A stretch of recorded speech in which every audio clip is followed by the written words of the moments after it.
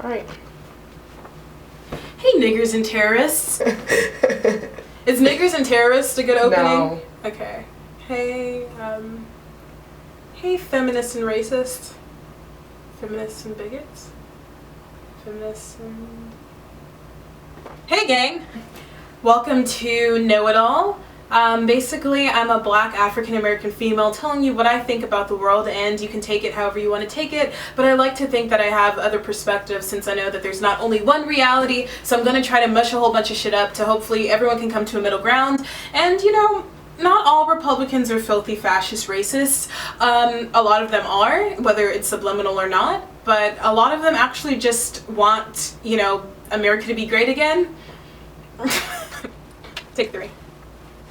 As a minority, there's nothing that I should sacrifice or compromise, because being born in a place that supposedly guarantees freedom, these are things that I shouldn't have to fight for. And the fact that people are like, well, you should be out advocating as far as protests. Why? I want to sit in my room and fucking watch Archer. Why is this something that has to be done? Why can't things systemically change? And me and my friends are starting to realize maybe time is a cyclical thing and nothing's ever going to change, because how the fuck did we go from Obama to basically 1960 to where I willingly sit in the back of the bus? So basically, I think that the recent events that transpired may not have so much of an influence on legislature as much as it will on the individual behavior of people who support Trump and those who oppose Trump. Today I watched a video of a guy getting his ass beat because he was wearing a Trump shirt. Now this is why I thought it was funny. I thought it was funny because why the hell are you wearing a Trump shirt? Someone that's known to be a fascist, misogynist, blah blah blah, furthermore, etc. Why are you wearing the shirt in an urban ass Waffle House? Like, it's almost like some things are, you know, warranted for a nice ass beating or a nice lashing.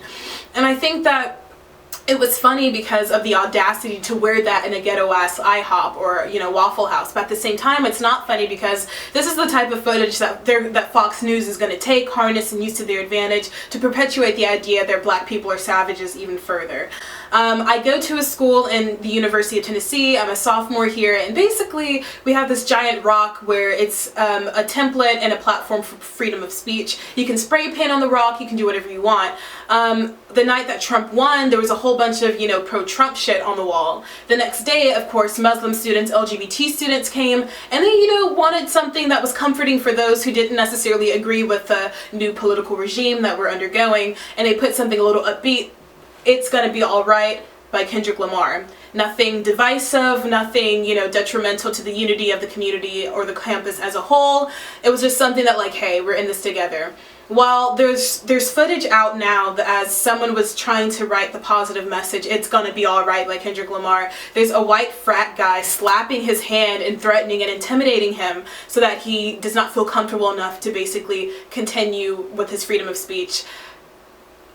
It's kind of like, I mean, either way that you look at it, it's going to be someone infringing on someone else's freedom of speech. But for some reason, I think this just resonates a little bit more to home because you are already a privileged white male. Nothing that this guy is going to do is going to affect you systemically, financially, just because of the way that our society's set up. The least you can let him do is basically affirm comfort amongst him and his friends. The other situation is just as fucked up because you shouldn't physically assault someone for their political advocacy, but if you are knowingly walking around with someone who's demeaned minorities, objectified women, and you go into a community to where those values are held up very highly, that's more of a warranted ass whooping than trying to bring people together. So I think there is kind of a bias as far as, like, when a white Trump supporter gets their ass whooped, it's funny. When a minority gets intimidated by a frat guy, it's not. But neither of them are funny, but I definitely do understand why it's just kind of sickening to see someone who's literally just trying to promote peace and unity get attacked versus someone that's advocating, you know, divisive language in nature and going into an area where it's obviously going to ensue conflict and offensive reactions. Video, yeah, it's funny to see you beat up some guy that's, you know, an oppressive dick, but at the end of the day, I'm going to turn my phone off, continue with my homework and my Psych 101 lecture, and then go to my job. I would not ever try to recommend or encourage violence, especially on the part of an African American hurting another human being, let alone a white Trump supporter, because you know Fox News is going to take it and have a fucking field day with it. So why would you even give them that right, or even that, you know, incentive to, you know, basically smear our name even more? And that's not just with African Americans. I know that within the liberal community on Facebook, there's tons of videos of, you know, fascists getting beat up. Some dude called someone a fag on the bus getting beat up. Yeah, it's funny, and it's kind of like a relief of like, oh my god, someone stood up for the people that have no voice kind of moment. But at the same time, it's just perpetuating the same ideas that justified them having that belief in the first place. So if you do have a camera, be on the right side of it, use it responsibly, film the police brutality, film the person being called a fag on the transit bus. Don't perpetuate things that are for the moment entertaining but long-term are detrimental to the way that the oppressors perceive us. Because at this point, we just have to basically establish that we're equal, and the more that we come off as animals or savages, it's going to be less likely that Fox News is going to meet us halfway.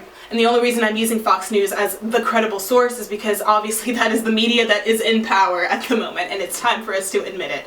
That was good. Okay, so thank you. Alright, peace. I'm not doing all that shit. This is Know It All, and I hope you found out something from me knowing everything. Thanks, guys.